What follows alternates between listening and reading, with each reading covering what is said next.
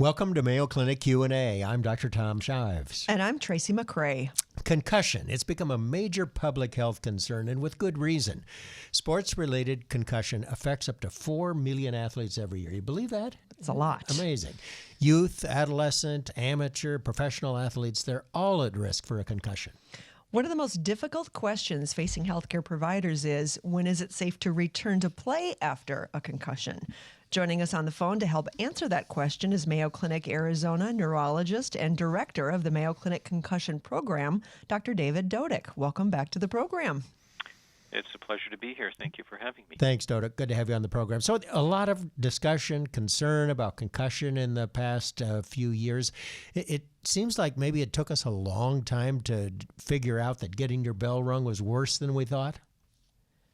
It did take us a long time, and it took a long time for neurologists to really get interested and serious about this problem. And I think it was, it's really been the potential long-term serious consequences that can occur as a result of particularly repetitive head injuries and repetitive concussions that got, the entire medical community and all stakeholders really interested and really involved. Why do we lose consciousness when we get a concussion, or do you have to lose consciousness to have a concussion? Well, that's one of the early misconceptions, is that a concussion only occurred with a loss of consciousness. And we now know that about 90 to 95% of concussions have no associated loss of consciousness. 90 to 95%? Yeah. So only Wow. about 5 to 10% of people actually lose consciousness with a concussion. So that's a misconception and a myth that needs to be, Dispelled. expelled quickly. In fact, we now know that sometimes the brain injury associated with a concussion can occur even in the absence of symptoms. We see changes in the brain that occurs in athletes who haven't reported any symptoms and who aren't experiencing symptoms, or at least not that they tell us.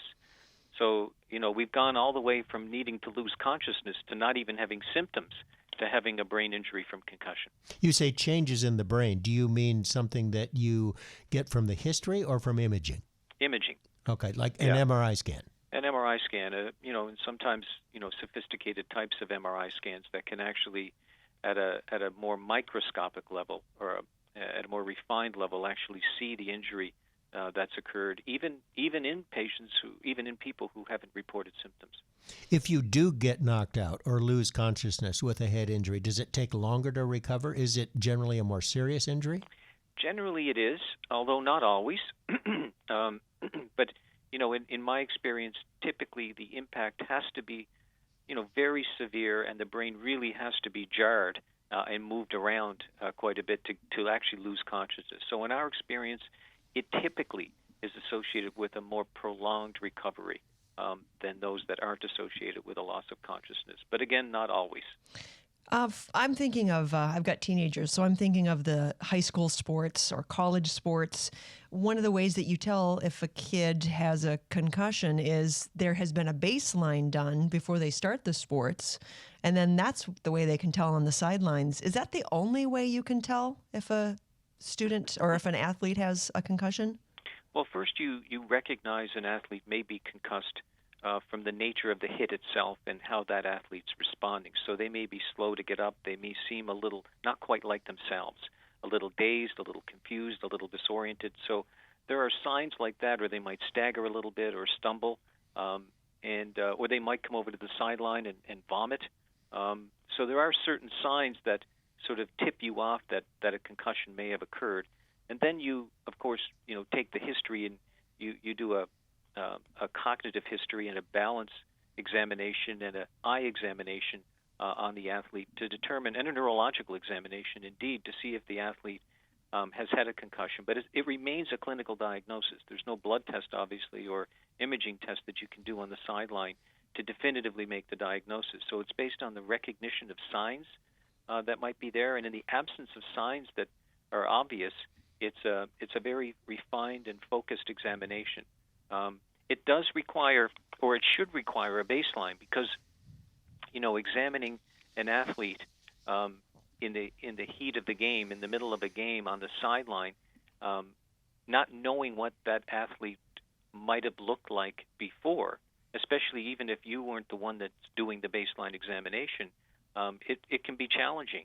And so that's why quantifiable, objective baseline tests can, like the King-Dodick test in association with Mayo Clinic, which is one that's part of our sideline evaluation, can be very helpful because it's a 1 to 2 minute test.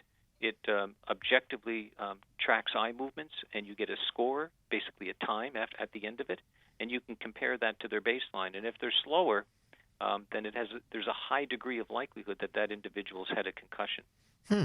So tell us about the usual time for recovery. And I guess, first of all, when should you see a physician? These things happen every day. How do you know, or does someone know, or a family know that their student or their athlete ought to see a physician? Well, they really should see a healthcare provider who has some expertise in this area, because they shouldn't be returned to play until they've been cleared. And, being cleared to return to play means that, their examination is normal. Hopefully it's been compared to a baseline and they're back to their baseline, and then it's safe to return them to play. So I think all athletes who have been concussed should be seen by, and in many states now it's a requirement that they be seen and cleared by a healthcare provider before they can return to play. And what happens if you let them go back too soon? Well, then there's an increased likelihood that they're going to get reconcussed. And so there's a period of vulnerability while the brain is kind of recovering. And that can take anywhere from 7 days to 8 weeks. Typically, it takes longer in children to recover. And so there are some imaging studies that suggest that even though the athlete may say they're recovered, and they may truly be recovered insofar as, they're not complaining of any more symptoms, their symptoms are gone and they look normal, when you actually look at the brain, metabolically, it may not recover for up to 4 weeks.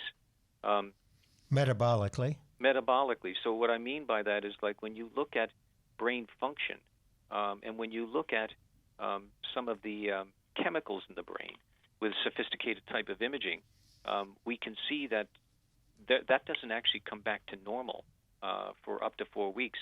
And so during that window of vulnerability, we call it, the individual is much more likely to suffer another symptomatic concussion, particularly and even with a lesser degree of impact. So the hit may not even look that bad, but because their brain hasn't healed or hasn't recovered from the previous concussion, they're much more vulnerable to having a repeat concussion. And if that happens, then the recovery is even more prolonged. And I've certainly seen athletes who have had a repeat concussion when they come back the next week, and then they may be out for months or sometimes even indefinitely. So one of the consequences of premature return to play is the risk of an increased risk of another concussion. What else? Well, there's a very rare syndrome called second impact syndrome, which is a sort of sudden, sudden, often fatal brain swelling and edema that can occur. That's rare, but we see cases of that every year. And so, that's one thing that can happen. The main thing, though, that can happen is the development of another concussion. And the reason that's important is that recovery can be prolonged, and the development of persistent post-concussion symptoms can occur. And so it's not uncommon for us to see athletes who have had repetitive concussions still having symptoms months and years later.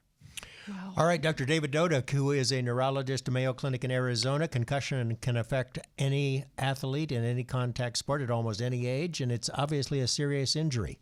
And it's important to make sure that someone qualified helps make the decision about return to play.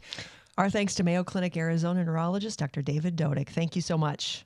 My pleasure. Thanks, you. Thanks, Dr. Dodick.